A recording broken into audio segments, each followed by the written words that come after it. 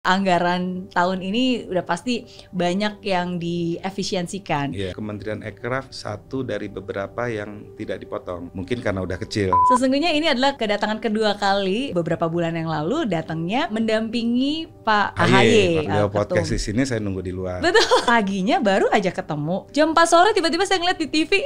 Lagi dipanggil ke Kertanegara. Jangan-jangan Miss Mary yang telepon ke Pak Prabowo. Beliau bisa udah siap lagi dengan baju olahraga ngajak lari malam. Saya bilang, Mas AHY, Mas kan memang tentara beneran yang sekian puluh tahun di tentara. Iya. Kalau saya paskibra aja pingsan. Pernah mengikuti sekolah akademi militer di Amerika. Wisnu Tama pernah 3 tahun sekamar. Oh. Mas Sugiono, Osi Darmawan Wamen ATR, Mas Sigit, Mas Oki, Mas Dias Hendro Priyono, Andika Perkasa juga figur Pak SBY untuk perdamaian Aceh waktu itu memang menjadi harapan besar yang membuat saya bergabung ke partai. Pertama kali masuk ke sidang-sidang DPR itu yang membuat culture shock, saya berpikir wah ini kayaknya bukan bidang saya. Senang banget hari ini teman ngobrol saya adalah Menteri Ekonomi Kreatif Republik Indonesia, Pak Tuku Rifki Harsha. Makasih Miss Mary udah diundang. Sama-sama, terima kasih juga loh. Ini kehormatan karena saya dengar-dengar dari timnya ini pertama kali muncul di podcast. Thank you sudah mau untuk hadir di sini. Ya, dan katanya juga nggak mau dipanggil Pak Menteri ya, panggilannya Bang Menteri. Oke, pertama-tama terima kasih sekali lagi udah meluangkan waktu untuk hadir di sini.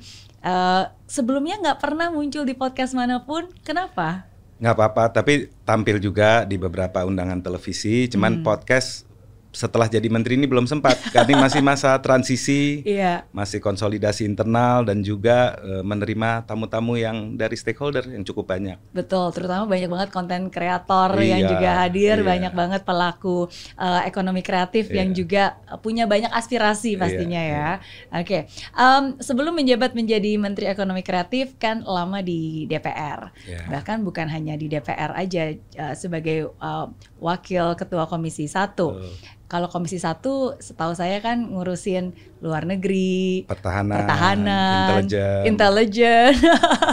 Oke, sekarang berpindah kursi nih. Kalau dulu duduknya di kursi DPR, sekarang yang ditanya-tanya sama DPR. Dulu yang mengawasi, sekarang yang diawasi. Betul. Apa yang berbeda dan apa yang masih sama? Ya sebetulnya kalau dilihat perkembangan 5 tahun terakhir ini cukup dinamis untuk karir saya. Jadi memang 5 tahun yang lalu begitu menjadi anggota DPR yang keempat kalinya ketika itu sejak 2005 kembali terpilih. Itu memang kita kan sebagai anggota DPR tentu karena sudah 4 periode atau 3 periode sebelumnya itu kan juga udah cukup biasalah begitu kan. Tetapi ada tugas baru waktu itu beberapa bulan kemudian adalah menjadi sekjen partai, diberikan amanah oleh Mas AHY. Nah, jadi itu sebuah tugas baru juga dan mempunyai dinamikanya sendiri, apalagi waktu itu menghadapi COVID, mengelola partai nasional di masa COVID, kemudian juga menghadapi tantangan waktu itu ada gerakan inkonstitusional dalam mengambil alih partai. Betul. Kemudian juga harus mempersiapkan pilkada, pileg, melakukan pemilihan ketua-ketua partai di daerah gitu. Jadi itu sebuah tantangan baru. Kemudian masuk lagi persiapan memimpin Komisi 1, walaupun sebelumnya juga pernah menjadi ketua komisi di beberapa komisi lain, tetapi Komisi 1 itu juga kita harus belajar lagi kan tentang pertahanan, luar negeri, informatika, begitu, dan bermitra dengan Menhan Prabowo waktu itu kan, begitu. Jadi ya cukup sesuatu yang menantang dan harus dipelajari lagi gitu. Dan kemudian menjadi caleg kembali dan menjadi panitia panitia ataupun tim ses untuk pilpres dan hari ini diberikan amanah menjadi Menteri Ekonomi Kreatif. Oke, berarti sebenarnya sebelum di posisi menteri, dinamikanya itu sudah sangat sangat dinamis sekali karena kan mulai dari COVID aja itu pun juga suatu tantangan. Habis itu sebagai sekjen Partai Demokrat. Betul. Iya. Jadi sesungguhnya di ekonomi kreatif ini relatif tidak terlalu sulit harusnya ya. Ya, kalau secara kementerian memang saya juga masih belajar, ini hari ke-107. Artinya sebagai eksekutif, karena karir saya sendiri kan 20 tahun di DPR RI, sebelumnya 10 tahun di profesional. Nah, jadi sebagai Menteri Ekonomi Kreatif memang tugas baru, tetapi kalau dari lingkup kerjanya, stakeholdernya, kebetulan di periode sebelumnya pernah menjadi Ketua Komisi 10 DPR RI yang membidangi pendidikan, pariwisata dan ekonomi kreatif ketika itu. Jadi ikut bersama Kepala Badan Ekonomi Kreatif ketika itu namanya Triawan Munaf. Masih ingat ya? Of course, halo Pak Triawan. Itu sama-sama menyusun Undang-Undang Ekonomi Kreatif. Itu kayaknya cikal bakalnya sekarang ada kementerian. Sebenarnya satu periode lagi sebelumnya, pertama kali Kementerian Pariwisata ditambahkan oleh Pak SBY ketika itu, Presiden SBY, Pariwisata Ekonomi Kreatif, menterinya Bu Mari Pangestu. Itu pertama kali. Oke. Berarti gimana nih perbedaan terbesar antara sebelumnya yang mengawasi, sekarang yang diawasi? Ya, jadi memang ini tugas besar sebagai menteri, karena kalau dulu kita mengawasi kan di DPR, sebagai mengawasi kinerja pemerintahan, menyusun undang-undang, menyusun bersama juga mengenai anggarannya. Nah, kalau sekarang kan kita melaksanakan. Jadi memang ini tugas besar. Jadi kuncinya menurut saya adalah membentuk teamwork. Teamwork yang bagus, yang solid, yang harus ada trust satu sama lain karena nggak ada yang sempurna juga kan dalam tim itu, dan memberikan kewenangan, kita koordinasi yang baik dan mengevaluasi secara berkala. Jadi waktu menjadi tantangan paling besar karena waktu di DPR kan mungkin waktunya lebih fleksibel dan pertanggungjawaban kita kan selain ke rakyat di dapil kita juga ke pimpinan partai kan begitu. Tapi kalau di sini kan ada banyak pihak, ada Presiden, ada DPR, ada BPK, ya kan begitu juga. Ada Kementerian Keuangan, ada publik sendiri, stakeholder dan lain-lain. Jadi kita harus membagi waktu dengan baik. Itu yang terus kita belajar saat ini. Iya. Menarik ya, karena beberapa waktu yang lalu saya juga berdiskusi dan ngobrol-ngobrol dengan Wamenak Wamenak ya, dan beliau sebelumnya pun juga di DPR gitu kan. Terus sekarang menjadi wakil menteri agama. Terus salah satu tantangan terbesar dia bilang sekarang waktu saya bukan milik saya sendiri. Karena sebagai pembantu presiden sesungguhnya kita harus siap kapanpun dimanapun, dan schedule tuh bisa sangat dinamis. Betul. Gitu. Jadi luar biasa pembagian waktu. Pembagian waktu ya. Iya. Tapi kalau dari Bang Menteri sendiri nih, sebenarnya cita-cita dari kecil tuh apa sih? Sampai bisa di titik ini, apakah memang mimpinya pengen jadi politikus? Sebetulnya kalau dari kecil tidak pernah bercita-cita ya sebagai politisi, walaupun baik orang tua sendiri adalah politisi. Tetapi dalam perjalanannya ya takdirnya yang berubah. Jadi memang ketika selesai kuliah, justru saya 10 tahun itu meniti karir sebagai profesional, merangkap sebagai bisnismen juga. Jadi 5 tahun pertama membangun sebuah company internet provider, penyedia jasa internet. Zaman itu masih pakai modem yang dial up, yang masih ada suaranya itu. Gitu.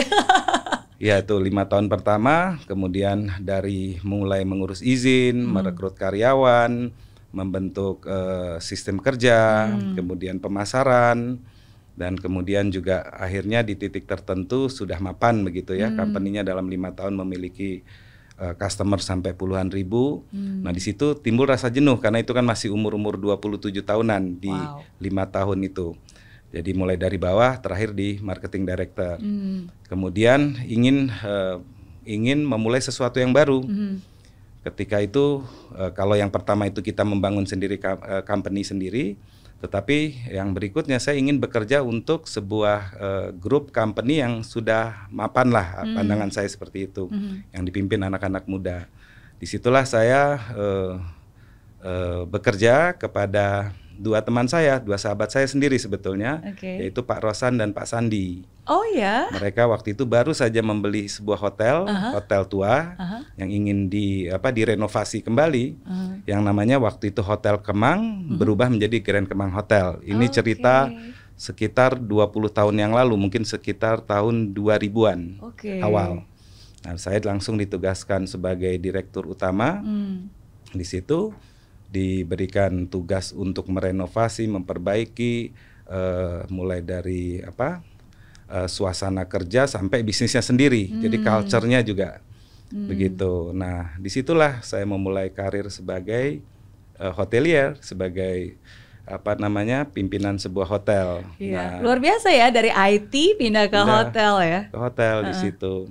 Disitulah kita mulai kerja beberapa tahun. Nah, di saat itu awal-awal tahun 2000-an, para sahabat-sahabatnya Pak SBY itu sering rapat-rapat di situ untuk mendirikan partai. Nah, disitulah kami berinteraksi, juga ya sering juga kasih diskon untuk pertemuan-pertemuan sewa ballroom, sewa itu kan. Nah, disitulah lumayan lah, itu kan regular ini. Akhirnya disitulah diajak untuk bergabung pertama kalinya di situ. Tahun berapa tuh berarti? Sekitar tahun 2003 kalau nggak salah. Jadi ya dari awal, tapi penempatan tugas partainya dari bawah sekali sebagai wakil ketua DPC Jakarta Pusat untuk pertama kali. Gitu. Jadi karena kita tahu diri kan, di politik kita masih baru ya, belajar dari bawah begitu. Walaupun di karir udah menjadi direktur utama sebuah hotel. Bener, nah itu justru yang membuat saya penasaran. Kan karir udah amat sangat baik dan sebelumnya kan juga di bisnis gitu. Lalu diajak untuk masuk ke partai baru lagi. Gitu kan pada saat itu. Betul. Sebetulnya yang saya lakukan adalah konsultasi dengan almarhum ayah saya waktu itu masih ada. Terus beliau tanya, partai apa gitu. Saya bilang ada namanya Partai Demokrat. Terus beliau bilang, siapa pimpinannya? Pak SBY, yang Menko itu gitu kan. Waktu itu belum presiden belum, masih Menko. Iya, Polhukam ya. Ayah saya cuma bilang, beliau punya niat baik untuk perdamaian Aceh. Gabung saja, bantu saja, begitu pesannya. Jadi ya itulah sejak 2005 sampai kemarin terakhir 2024, ya alhamdulillah sudah dilantik 5 kali sebagai anggota DPR RI. Sejak umur mungkin 32 tahun. Wow. Memang Tuhan selalu punya rencana dan rencananya selalu tidak terduga. Betul. Iya. Apa yang membuat Bang Rifki yakin dan memantapkan hati dan akhirnya bergabung ke politik di Partai Demokrat pada saat itu? Kalau waktu itu, apakah Pak SBY-nya sendiri yang waktu itu sempat ngomong langsung? Enggak, sebenarnya tidak secara langsung. Tetapi itu yang memantapkan, sebetulnya memang sempat ada proses galau juga ya. Ini gimana baiknya begitu. Kita lagi memimpin, lagi dikasih amanah memimpin sebuah perusahaan milik kawan-kawan juga, sahabat-sahabat juga yang saya waktu itu saya anggap pengusaha muda sukses begitu kan. Saya juga ingin belajar. Tetapi di sisi lain ada satu peluang yang sama sekali saya tidak pernah minat, paling tidak sebelumnya. Karena kan saya ngelihat bagaimana kesibukan ayah saya sebagai politisi, saya pikir kayaknya bukan gue banget deh gitu kan. Kayaknya saya pingin punya karir yang beda begitu. Tapi akhirnya setelah diskusi dan apalagi ayah saya menyampaikan bahwa punya niat baik untuk perdamaian Aceh. Nah, disitulah terpanggil untuk berbuat begitu untuk ke masyarakat begitu. Ya, memang yang namanya niat baik itu sesungguhnya bisa menarik orang-orang baik untuk melakukan sesuatu yang baik bersama. Karena kan sesuatu yang baik sebaik apapun kalau tidak dilakukan bersama-sama hasilnya juga nggak akan bisa optimal. Jadi waktu itu memang figur Pak SBY untuk perdamaian Aceh waktu itu memang menjadi harapan besar. Jadi itu awal saya bergabung ke partainya Pak SBY waktu itu. Bukan Demokratnya, tapi waktu itu Pak SBY-nya yang membuat saya bergabung ke partai. Oke. Berarti sekarang sudah 20 tahun lebih. 20 tahun, iya. 20 tahun, benar. Nggak pernah pindah ke lain hati? Tidak pernah pindah partai, tidak pernah pindah dapil. Dapilnya tetap namanya Dapil Aceh 1, 15 kabupaten kota. Mulai dari Banda Aceh sampai ke perbatasan Sumatera Utara. Apa tantangan terbesar selama berada di dunia politik dari sejak dulu, mungkin jadi caleg, akhirnya berhasil, terus sekarang jadi menteri, masa tersulit yang pernah dialami? Masa tersulit ya, terus terang kalau masa tersulit itu adalah pada saat transisi. Karena sebelum masuk ke politik itu kan 10 tahun kita sudah di karir profesional, di mana kita kerjanya secara terstruktur, kemudian menyiapkan berbagai plan alternatif, dan juga artinya komando karena ini kan company begitu ya, sudah ada aturan-aturannya. Nah, ketika bergabung menjadi anggota DPR di saat yang kita menganggap diri kita kan sudah sebagai caleg gagal, dan itu juga tidak membuat sedih waktu itu karena memang kita sedang memimpin perusahaan yang juga lagi penuh tantangan. Oh, jadi ya udahlah, kalau nggak berhasil udah nggak apa-apa, masih balik lagi nih kan, balik lagi kan, lagi mau renovasi hotelnya, kita lagi rekrut orang-orang muda yang energik juga, lagi ada kolaborasi dengan kawasan Kemang, kan banyak sekali outlet F&B. Untuk sinergi kerjasama pemasarannya bagaimana dan seterusnya begitu kan. Pertama kali masuk ke sidang-sidang DPR itu yang membuat culture shock. Kenapa kok pertanyaan yang simpel harus diputar-putar sampai 15 menit, kemudian menterinya hanya jawab 1-2 menit, tetapi yang bertanya ini ada 30 orang begitu kan. Rapatnya bisa 4-5 jam gitu kan. Wah, itu membuat shock kita, culture shock. Dan mungkin hampir 6 bulan sampai setahun itu saya berpikir, wah ini kayaknya bukan bidang saya. Sempat mau mengundurkan diri juga, begitu untuk kembali ke profesional. Cuman di situ ya kita belajar kepada para senior, begitu kan. Terus juga banyak membaca, terus juga melihat, mencermati, dan akhirnya tanpa sadar 20 tahun pernah diamanahkan sebagai Ketua Komisi 7 ketika itu bidang energi, kita juga masih umur 30-an, sebagai ketuanya, wakil-wakilnya para senior-senior dari partai lain. Kemudian itu mitranya ada Menteri SDM, ada dari Menteri Lingkungan Hidup, ada Menteri Ristek waktu itu. Kemudian periode berikutnya di di periode 2014-2019 pernah menjadi Ketua Komisi 10. Itu mitranya ada Menteri Pendidikan Anies Baswedan, pernah ada Pak Triawan Munaf sebagai Kepala Badan Ekonomi Kreatif, pernah ada Menteri Pariwisata, mitranya Pak Arief Yahya, gitu kan. Kemudian juga setengah periode menjadi pimpinan Badan Anggaran, ya mitranya Menteri Keuangan dengan para Menko. Kemudian terakhir periode lalu ya sebagai Wakil Ketua Komisi 1. Ketuanya Mutia Hafid, wakilnya ada saya sama Pak Sugiono.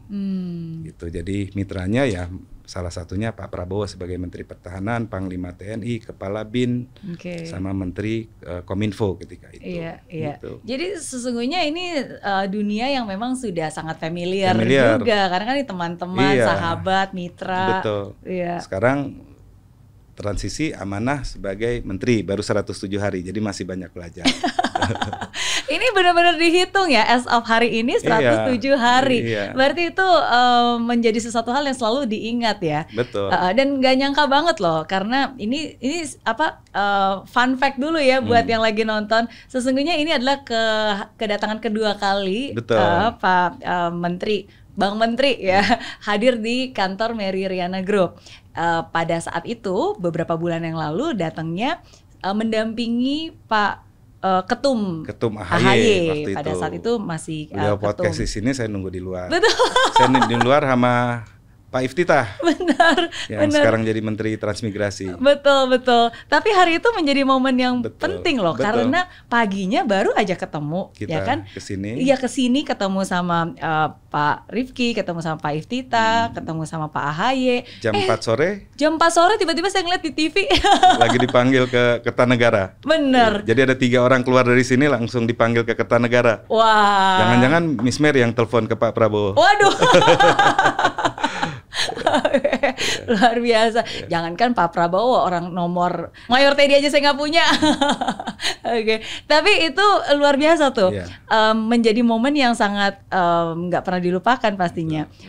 Apa yang ada di bayangan dan pikiran Pak Rifki ketika dipanggil menghadap Pak Prabowo dan diberi amanah pada saat itu? Ya, waktu itu ketika dipanggil memang disampaikan bahwa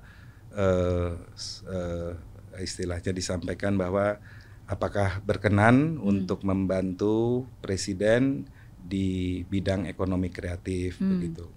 Nah, terus saya sampaikan bahwa saya siap untuk menjalankan amanah dan ya, tetapi memang tolong difahami mungkin kami butuh waktu untuk belajar, tetapi kami akan bekerja maksimal, kira-kira kayak begitu.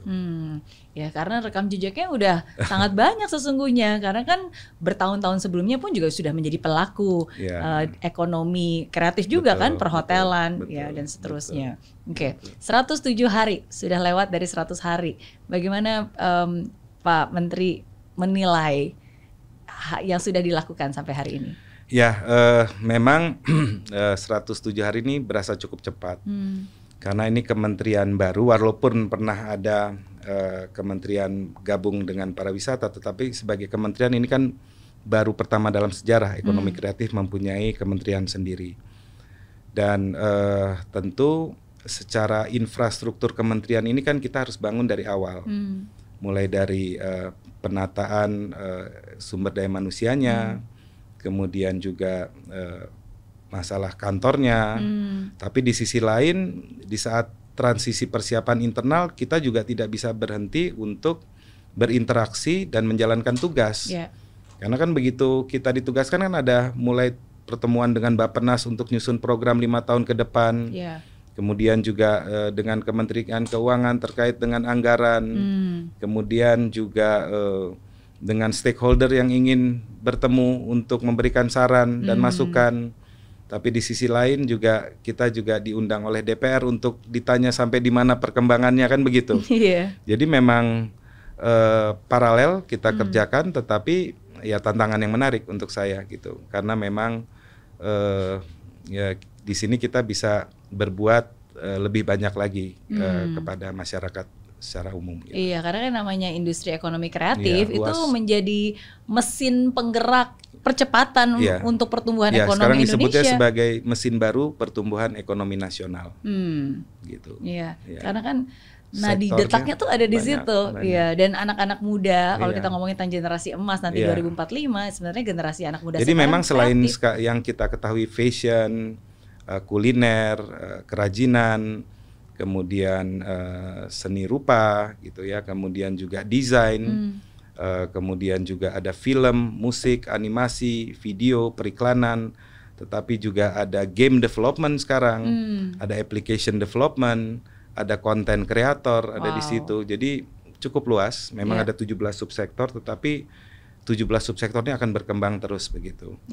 Dan menarik karena ini adalah sektor-sektor yang banyak diminati oleh generasi muda. Betul. Dan kita tahu bahwa sekarang mayoritas penduduk Indonesia adalah generasi muda. Betul. Dan menariknya tumbuh kembangnya industri kreatif ini di berbagai subsektor tidak hanya melulu harus di kota besar. Bahkan ini banyak berkembang para pegiat-pegiat ekonomi kreatif itu yang mendadak besar atau mendadak muncul atau punya potensi yang luar biasa itu malah dari daerah-daerah pelosok. Jadi kesempatannya sama. Pegiat ekonomi kreatif untuk menjadi bisnismen yang sukses begitu di bidangnya masing-masing. Iya, betul. Ya, sama seperti yang saya pakai ini kan juga ekonomi kreatif. Iya, betul. Ini unik banget. Ini nemunya di Yogyakarta. Yogyakarta. Iya, namanya di Airport Yogyakarta. Betul. Karena kebetulan pada saat harganya itu, relatif murah, kualitasnya bagus, benar. desainnya juga oke gitu kan. Benar.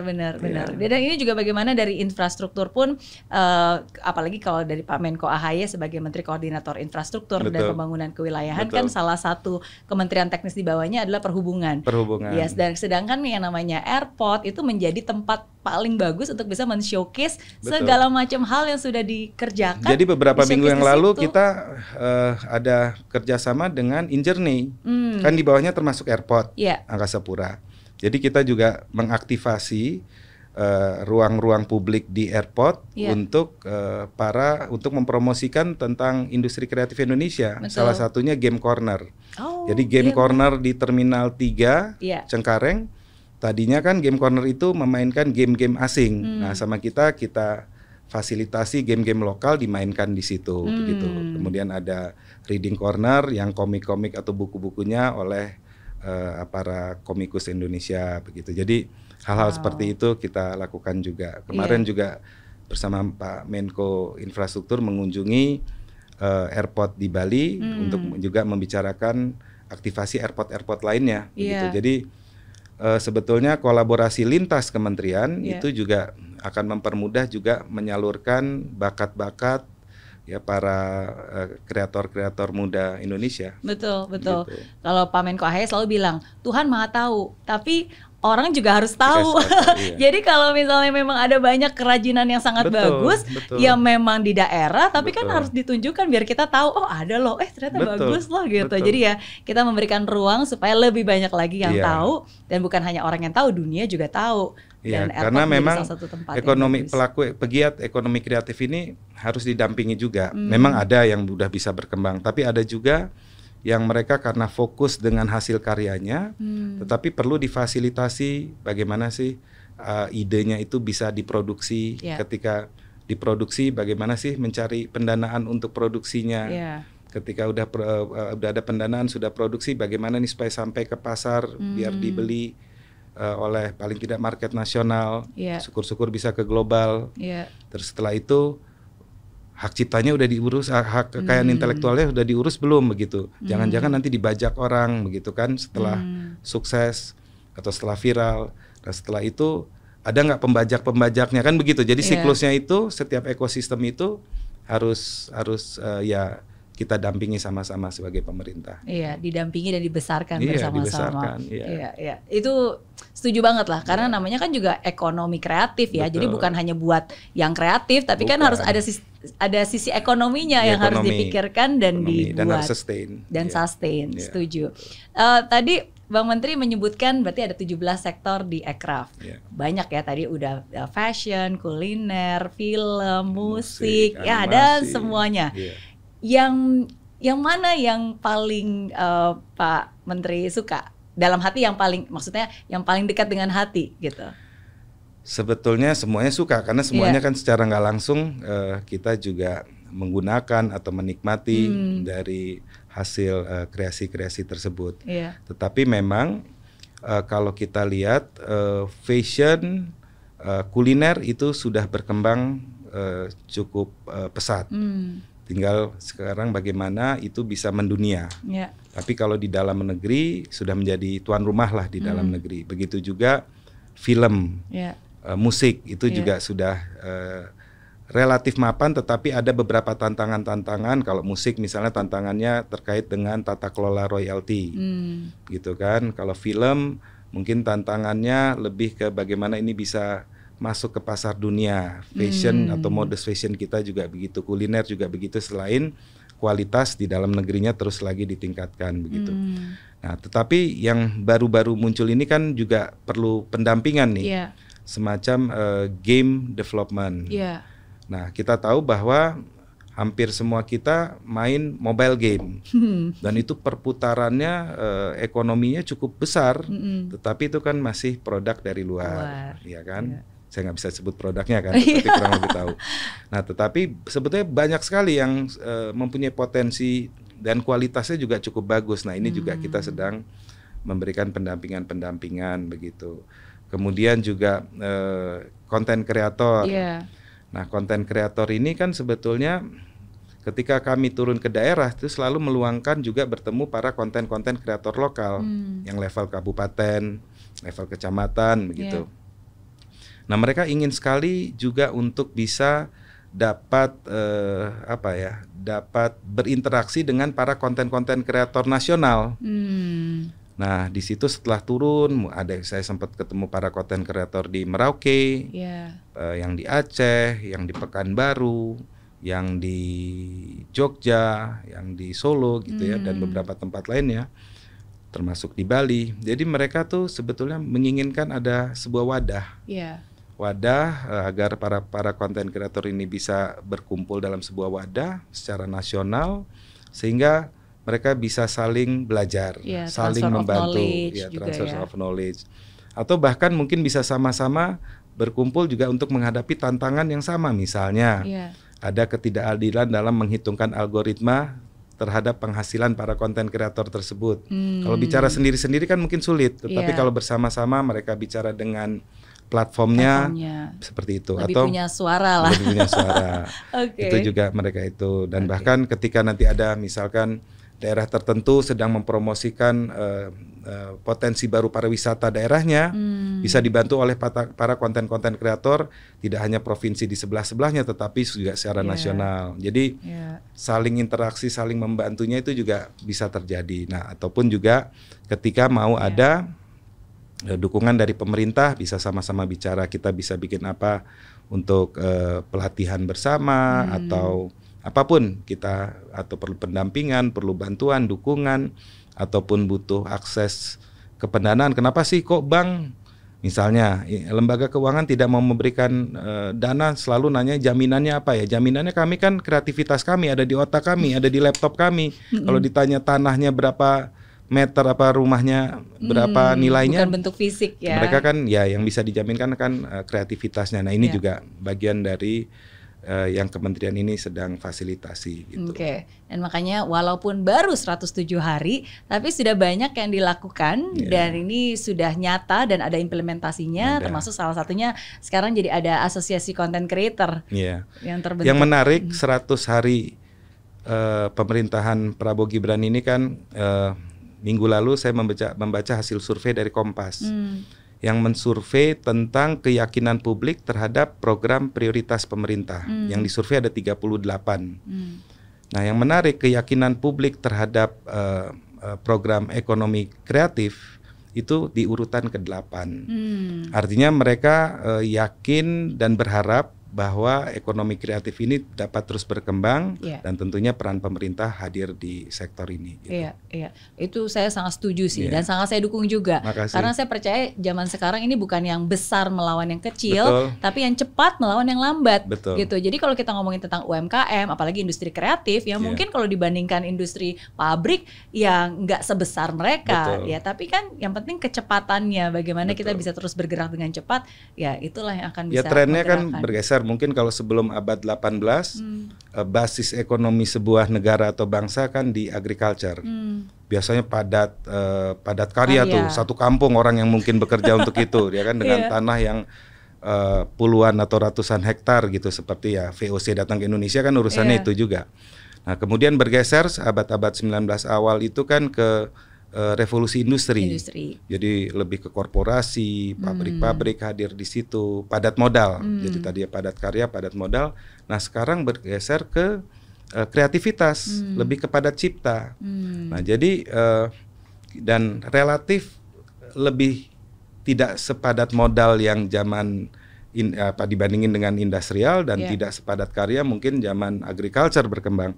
Tetapi kalau dilihat, walaupun sumbangsi dari sektor agriculture dan industrial ini masih paling tinggi di grafiknya, ekonomi kreatif musibah, tapi grafiknya tuh meningkatnya tinggi sekali begitu. Dan itu tidak hanya terjadi di negara-negara besar seperti Inggris, Korea Selatan, Cina, Jepang, tetapi juga negara-negara tetangga kita seperti Vietnam, Thailand, Malaysia juga sudah menganggap ekonomi kreatif sebagai mesin pertumbuhan ekonominya. Dan itulah sebetulnya harapan Presiden Prabowo, ekonomi kreatif ini menjadi mesin baru pertumbuhan ekonomi nasional yang dimulai dari daerah. Dan bisa berkontribusi ke 8%. Betul, kontribusi ekonomi. 8% pertumbuhan ekonomi nasional. Iya. Betul. Nah ini kan banyak nih hasil catatan kerja yang baik dan juga respon dan dari masyarakat ya kan, dari Litbang Kompas. Tapi kan untuk FAIR ada juga beberapa hal yang mungkin masih bisa diimprove karena kan namanya juga baru 100 hari ya. Banyak banget. Kalau menurut Bang Menteri apa satu hal yang mungkin sesungguhnya bisa lebih baik lagi atau diupayakan? Betul. Jadi begini, sebetulnya kan kita nggak bisa kerja sendiri.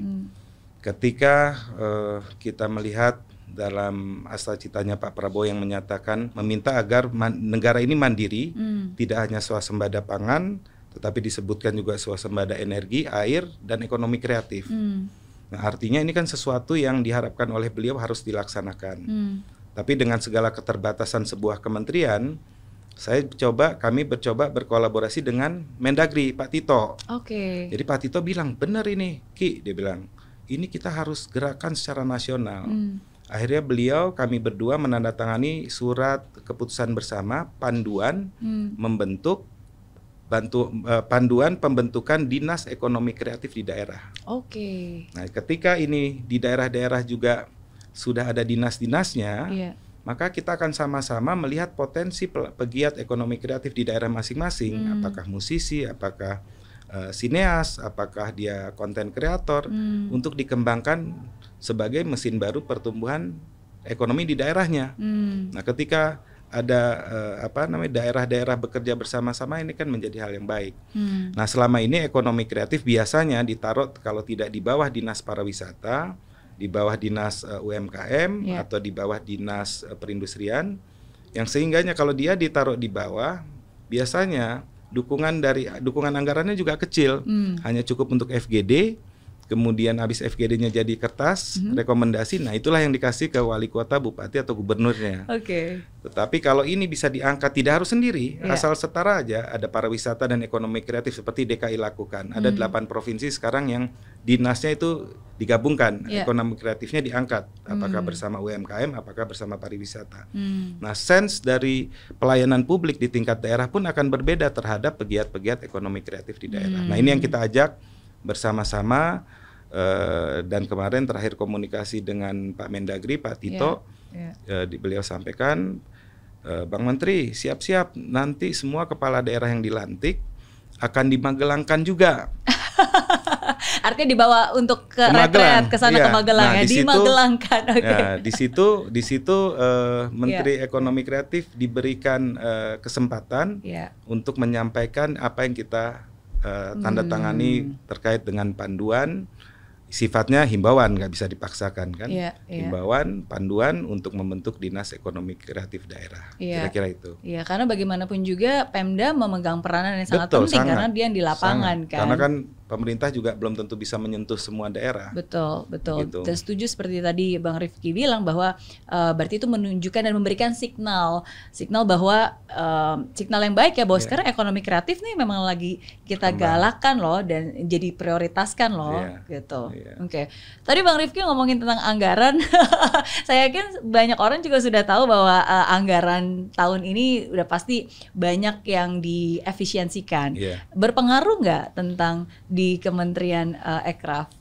Kebetulan kalau tidak salah saya, Kementerian Ekraf mungkin satu dari beberapa yang tidak dipotong.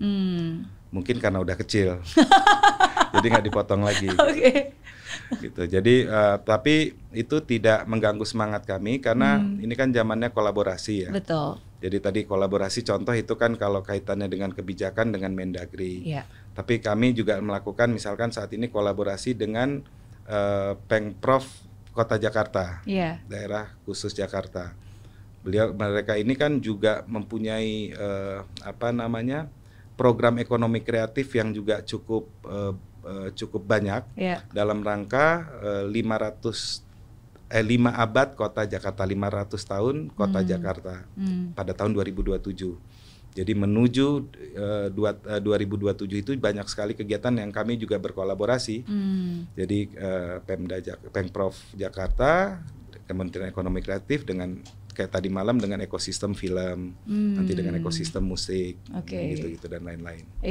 Nah itu contoh. Dan juga misalnya kami dengan beberapa bank BUMN, dengan Telkomsel juga ada. Jadi banyak kolaborasi yang bisa dilakukan. Iya, makanya namanya juga Iya. Kementerian Ekonomi Kreatif. Ya harus kreatif cari cara dong benar, ya. Benar. Dan jadi pembuka jalan juga, menjadi contoh yang baik. Benar juga ya, bisa kolaborasi loh dengan antar kementerian, kolaborasi juga dengan di luar pemerintahan pun juga bisa, ya kan. Kalau Bang Rifki bisa punya superpower, pengennya punya superpower apa dan kenapa? Oh, bikinnya jadi flash. Oh. Biar cepat gerak satset ke sana sini. Karena kan di zaman sekarang kita harus kerja cepat, dan juga kadang diharapkan oleh stakeholder yang ini, stakeholder yang itu, ya kan, dan juga mesti outputnya juga harus kelihatan. Padahal kita masih kementerian baru dan akhirnya kita kan harus bekerja dengan cepat. Tetapi tentu kita sendiri kan ada keterbatasan. Jadi kalau saya melihat ya harus dimulai dari membangun tim yang baik. Tentu anggota tim tidak ada yang sempurna juga, tetapi saling melengkapi, saling kolaborasi, memberikan nilai tambah. Nah disitulah tim itu yang sama-sama kita bergerak. Iya. Dan kalau nggak mungkin jadi flash kan. Bener. Tapi pingin banget sih sebetulnya. Iya ya, satset udah langsung gitu ya. Iya. Tapi kan Bang Rifki juga berkali-kali ngomongin tentang kerjasama, kerja tim, ya karena mungkin ya selama 20 tahun ini juga sudah banyak network yang terjalin, sudah banyak orang yang ya tadi diajak berkolaborasi, banyak teman-teman juga lah di dunia politik maupun juga di dunia bisnis juga. Dan teman-teman yang di bisnis yang akhirnya masuk ke politik juga. Oh iya, dan sekarang lebih baik lagi teman-teman artis juga nih pasti, iya kan, apalagi di dunia industri kreatif, iya nggak pernah salah untuk punya banyak teman. Nah jadi pertanyaan saya berikutnya, saya akan menyebutkan 5 nama tokoh politik yang saya yakin juga sahabat Bang Rifki. Izin untuk minta komentar. Ya. Yang pertama, Pak Prabowo. Patriotik. Beliau orang yang berpikir Indonesian first begitu. Kira-kira kalau kita pakai istilah Trump kan American first, ini Indonesian first. Jadi beliau itu mempunyai niat besar, niat baik untuk Indonesia dengan segala tantangan yang ada yang nggak mudah saat ini, karena kan tidak hanya dari faktor dalam negeri tapi ada faktor juga luar negeri. Makanya kita lihat juga beliau kenapa aktif juga untuk mensambangi bekerja sama dengan berbagai negara, karena memang aspek geopolitik itu sangat penting terhadap kondisi dalam negeri. Tetapi saya turut bangga berada bagian dalam sejarah di bawah kepemimpinan Presiden Prabowo. Iya. Kita doakan sehat selalu untuk Pak Presiden. Amin. Yang kedua, Mas Gibran. Beliau ini muda dan kreatif sebetulnya. Jadi saya juga pernah beraudiensi sebagai Menteri Ekonomi Kreatif dan sebagai Wapres. Beliau mempunyai pemikiran-pemikiran yang cemerlang terkait dengan industri kreatif, termasuk masalah IP lokal. Tadi saja kami bertemu di Inakraf. Saya sampaikan bahwa ada pelaku pegiat ekraf yang beliau titipkan untuk disupport begitu, mempunyai potensi yang baik. Saya bilang, saya sampaikan sudah ketemu, bagus kata beliau, dan beliau pesankan tolong IP lokal terus dicari yang potensial untuk dibawa ke tingkat nasional bahkan mendunia. Itu pesannya. Jadi concern terhadap sektor kreatifnya juga cukup luar biasa. Iya. Anak muda selalu pemikirannya out of the box juga ya. Ya, by the way ngomong-ngomong, Inakraf itu juga salah satu hal yang selalu ditunggu ya, karena itu koleksinya bagus-bagus. Udah 25 tahun ya. Iya. Betul. Minggu ini tadinya masih mau keliling tuh, mau lihat-lihat, tapi inget waktu di sini kan. Aduh, besok kayaknya balik lagi. Abis ini kita balik lagi belanja di sana ya, menggerakkan ekonomi. Betul. Bagus. Yang ketiga, Pak Wisnu Tama. Wisnu Tama, sahabat saya. Pernah 3 tahun sekamar. Oh, di mana? Kami berdua pernah mengikuti sekolah akademi militer di Amerika. 3 tahun, kemudian tetapi di sekolah akademi militer tersebut namanya Norwich University, Military College of Vermont. 90 sampai 94, tetapi sekolah itu unik. Selain kita mengikuti pelatihan militer, Tetapi kita juga mengambil jurusan atau seperti fakultas umumnya, universitas umumnya. Saya dan Wisnu Tama mengambil jurusan Mass Communication, TV, radio, advertising, jurnalistik, multimedia di situ. Wow, itu tahun 90-an ya? 10 sampai 94. 94, Tetapi di militernya saya mengambil Army, Wisnu Tama mengambil Marinir, gitu dari situ. Nah, jadi kalau Wisnu Tama teman yang energik, cerdas, dan inovatif. Dan kreatif juga. Kreatif. Nah, 94 saya pulang dari situ, 96 saya paparkan sekolah ini, universitas ini kepada Pak Prabowo sebagai Danjen Kopassus. Dan Pak Prabowo setelah itu sekitar 97 mengirim 15 orang lulusan terbaik dari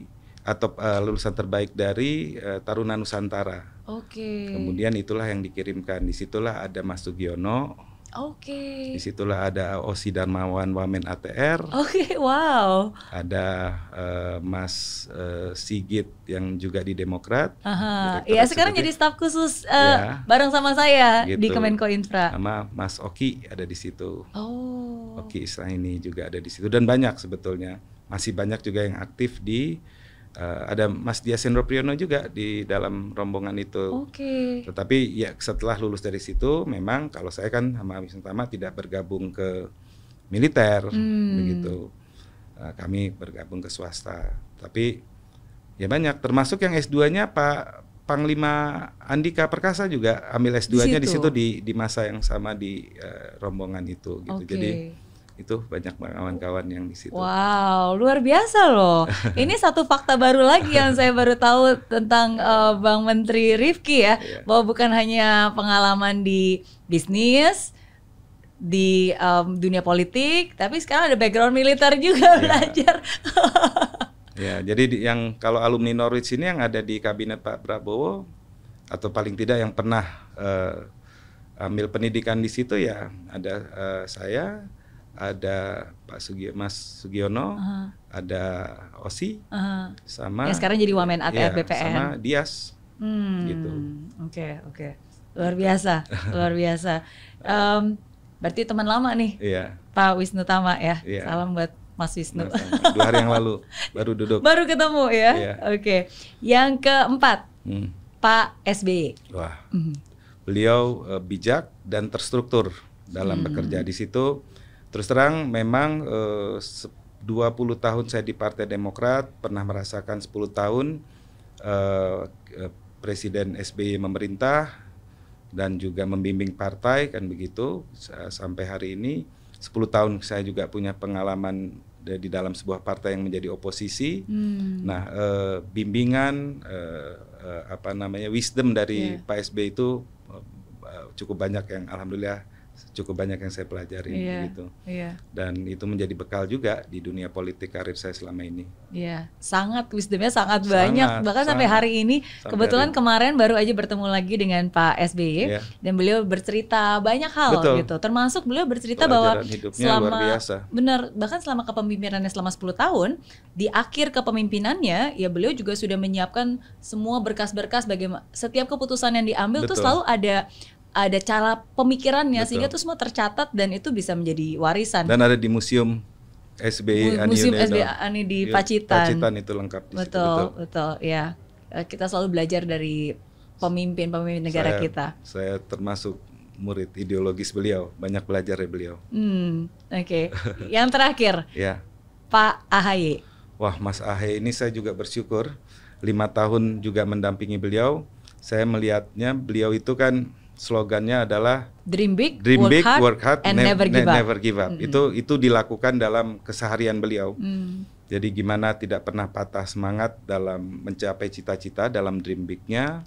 Terus bekerja kerasnya, bahkan tidak pernah patah semangat gitu, tidak pernah nyerah gitu. Contoh sederhana aja, ketika kami misalkan keliling daerah gitu, saya mewakili sebagai sekjen ketika itu, keliling berbagai 5 mungkin 3 kabupaten dalam hari itu, kami kembali ke hotel pukul 11 malam.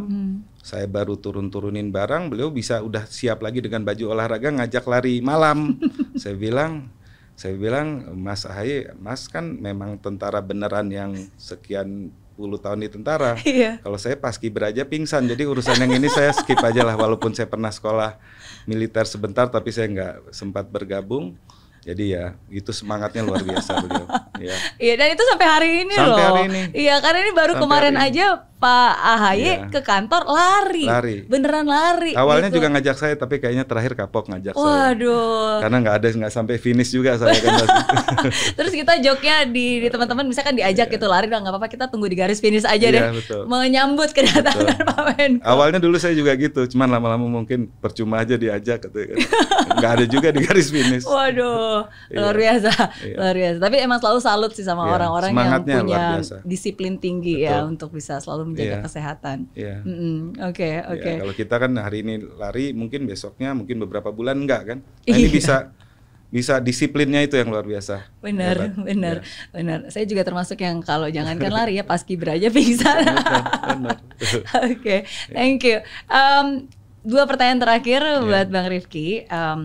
Pertanyaan ini menarik karena kalau misalnya Bang Rifki bisa kembali ke masa lalu dikit aja, yaitu sebelum menjabat menjadi Menteri Ekonomi Kreatif, kira-kira apa nih nasihat yang bisa diberikan kepada Bang Rifki sebelum menjabat sampai sekarang?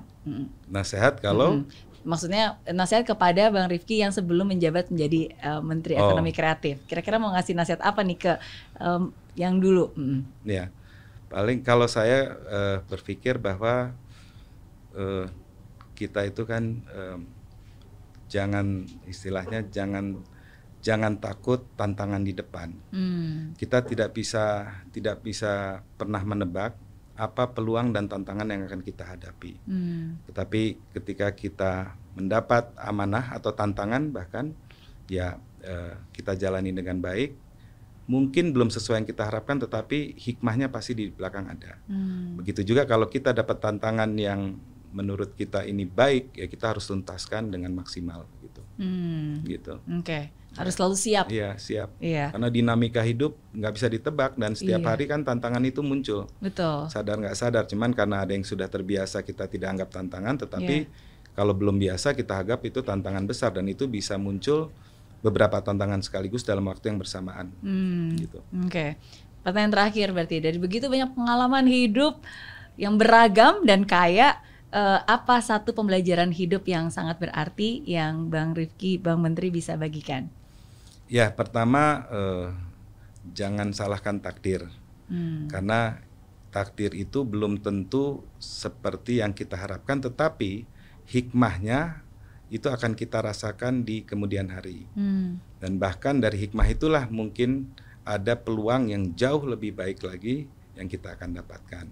Contoh misalkan kalau balik ke saya, ketika saya masuk ke sekolah akademi militer, terus terang itu juga tanpa sengaja, karena saya pikir waktu itu kan zamannya belum ada internet, jadi kalau untuk mencari sekolah dulu kan pakai buku kuning namanya Yellow Pages, telepon 1-800, telepon gratisnya kan, misalkan universitas apa gitu kan dikirim.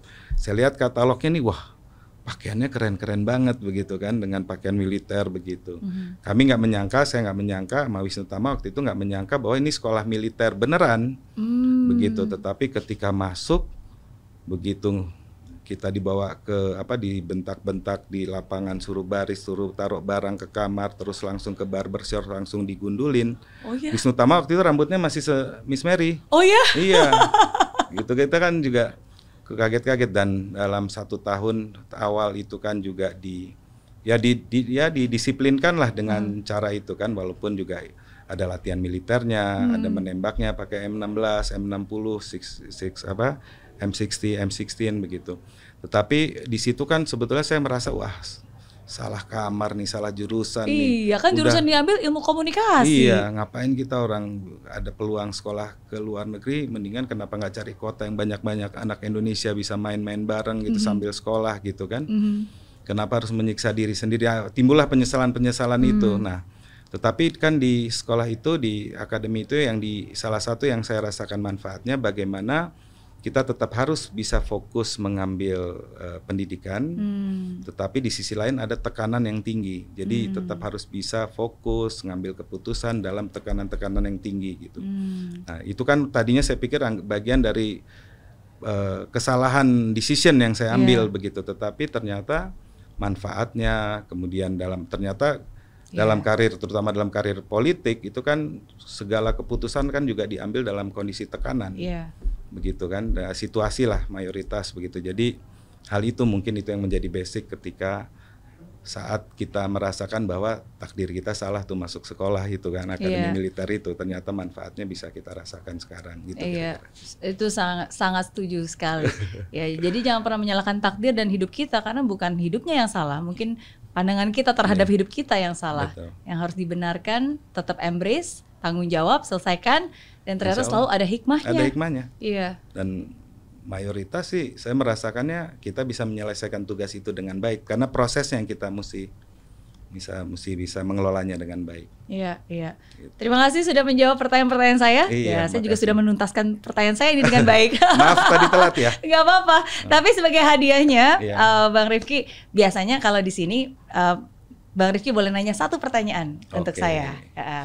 Gantian nih. Gantian. Oke, saya cari yang paling susah ya. Boleh. Jadi gini, Miss Mary. Jadi sekarang ini kan eranya kan era teknologi digital, cepat sekali perkembangannya. Nggak usah kita ngomong teknologi yang di luar. Setiap hari pun kita lihat handphone kita, terutama kalau saya mau tidur nih, banyak sekali produk-produk digital termasuk AI. Itu kan yang baru-baru. Ya kan, yang baru-baru, yang cara ngedit foto lah, ngedit video lah, masukin suara, yang sebetulnya itu juga kita perlukan untuk misalnya sosmed kita. Nah kadang-kadang saya stres nih, stresnya kapan saya belajar ini, kok saya kayaknya udah ketinggalan banget sih gitu kan. Kayaknya di dengan teknologi seperti ini, soalnya jangankan untuk belajar teknologi baru itu, kita ganti merek handphone aja, itu stresnya kayak apa kan? Bener nggak? Bener. Padahal mereknya sama tapi edisinya beda, tombolnya angkanya udah sedikit bergeser. Nah, pertanyaannya gimana kita mengelola ekspektasi dari diri kita terhadap perkembangan yang begitu cepat, tetapi di sisi lain diri kita punya limitasi. Nah, itu gimana supaya nggak stres dan gimana kita juga karena nggak ngerasa FOMO gitu. Orang kok bisa kita nggak bisa gitu kan? Fear of missing out ya. Kadang-kadang saya bercanda, ya kalian kan lahir tahun saya angkatan lahir tahun 70-an saya bilang gitu kan, kadang-kadang dengan teman-teman itu, cuman tapi saya juga harus belajar nih, tapi sisi lain kok saya nggak ngerti-ngerti ya belajar kayak gini, salah terus ya gitu. Udah minta tolong staff aja deh biar simple gitu kan misalnya. Nah itu gimana? Iya. Aduh itu mah bisa saya relate banget loh Bang Rifki, karena mungkin usia kita agak mirip ya zaman itu. Jadi yang namanya teknologi itu memang benar banget dan saya pun juga masih terus ter-amaze karena baru aja kita belajar yang baru, udah ada hal yang baru lagi muncul gitu. Kalau buat saya contohnya nih misalnya kayak ngedit PowerPoint, saya selalu masih pakai PowerPoint PPT. Tapi kan zaman sekarang udah pakai Canva. Anak-anak saya juga wah bagus-bagus tuh pakai Canva. Dan lebih cepat lagi. Dan lebih cepat dan lebih bagus. Terus saya meniatkan itu saya harus belajar nih supaya bisa menguasai. Iya, tapi ya ternyata kan balik lagi selalu kita nyaman dengan yang udah biasa kan gitu. Jadi itu sangat relate banget. Wajar. Jadi saya nggak perlu stres tentang itu ya. Saya ngerasa FOMO gitu nggak perlu ya.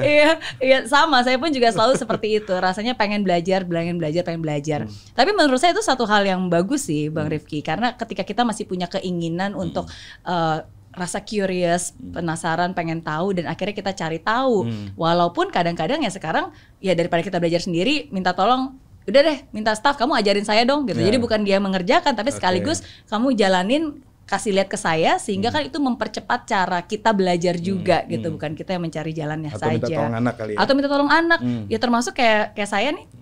Biasa kan kadang-kadang beberapa video kalau liburan saya sendiri yang ngedit gitu. Terus anak saya kebetulan udah 16 tahun, suruh dia ngedit gitu. Pas dia cuma 15 menit, kita 2 jam kali. Betul, terus saya tanya, ini kamu berapa lama ngeditnya? Oh ya ini agak lama sih Mas. Saya tanya berapa lama?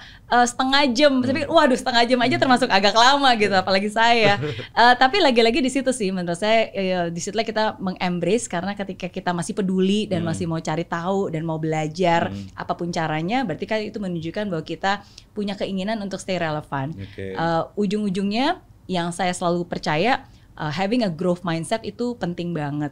Dan growth mindset itu bukan hanya tentang selalu kerja tiada henti dan nggak ada ujungnya, tapi bagi saya growth mindset itu ya tentang pola pikir, bagaimana kita selalu berpikir bahwa selalu ada versi lebih baik lagi dari versi saya hari ini, gitu, dan selalu mencari cara dan memberikan ruang.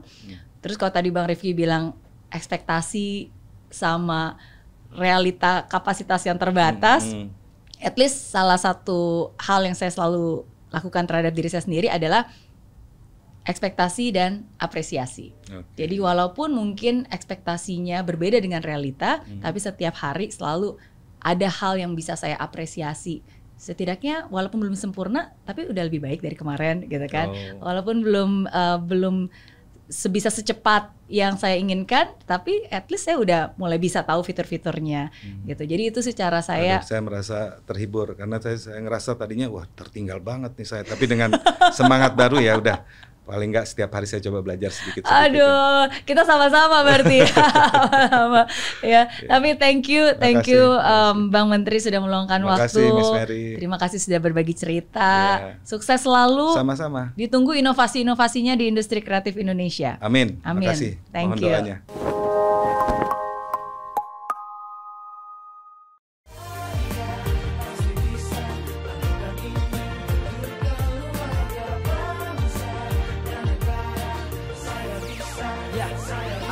Laksana bumi tanpa hujan, hidup tanpa tujuan, kering dan mati tanpa hijaunya tumbuhan.